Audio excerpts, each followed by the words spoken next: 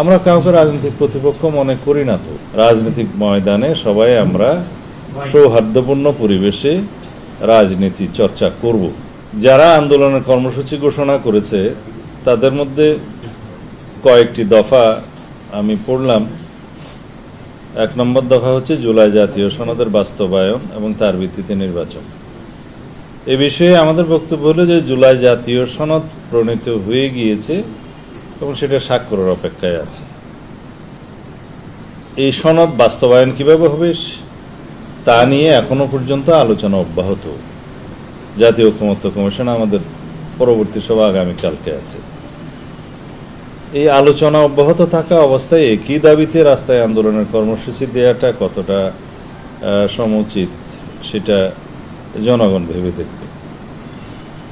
যে বিষয়টি আলোচনার টেবিলে নিষ্পত্তি হওয়ার অপেক্ষায় আছে সেই বিষয়ে আবার আন্দোলনের নিয়ে রাজপথে নামা আমার মনে হয় যেটা সঠিক পদ্ধতি নয়। দ্বিতীয় হচ্ছে এই সনদের ভিত্তিতে নির্বাচন অনুষ্ঠানের জন্য সনদ বাস্তবায়নের পদ্ধতিতে সেটা নিরূপণ হবে। আর যারা রাজনৈতিক প্রতিপক্ষ হলো বলে আপনারা প্রশ্নে বলেছেন, আমরা কাউকে রাজনৈতিক প্রতিপক্ষ মনে করি না। তো কারণ যারা গণতান্ত্রিক প্রক্রিয়ায় রাজনীতি করবে তারা সবাই রাজনীতির মাঠে আমাদের রাজনৈতিক সঙ্গী। আমাদের মধ্যে নির্বাচন যখন অনুষ্ঠিত হবে প্রতিদ্বন্দ্বিতা হবে, প্রতিযোগিতা হবে। তাছাড়া রাজনৈতিক চর্চায় বিভিন্ন রকমের মতভিন্নতা থাকতে পারে, সেটা তারা জনগণের সামনে তাদের বক্তব্য দিবে, আমরা আমাদের বক্তব্য দেব। সেটার বিচারের দায়িত্ব, বিবেচনার দায়িত্ব জনগণের।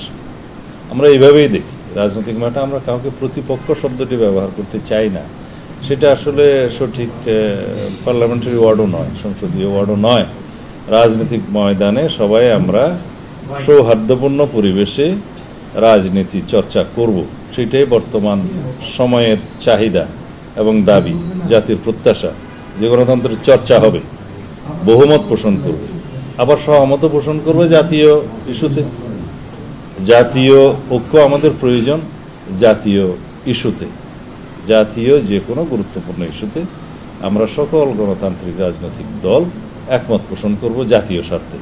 কিন্তু আমাদের মতভিন্নতা, প্রতিদ্বন্দ্বিতা, প্রতিযোগিতা থাকবে নির্বাচনের ক্ষেত্রে। আর গণতান্ত্রিক প্রক্রিয়ায় বহুদলীয় গণতান্ত্রিক চর্চা, বিভিন্ন রাজনৈতিক দলের বিভিন্ন মতাদর্শ থাকবে, আদর্শ থাকবে, ফিলোসফি থাকবে। সেটা নিয়ে তারা রাজনীতি করবে, জনগণের সামনে তারা সেটা উপস্থাপন করবে, এটাই রীতি।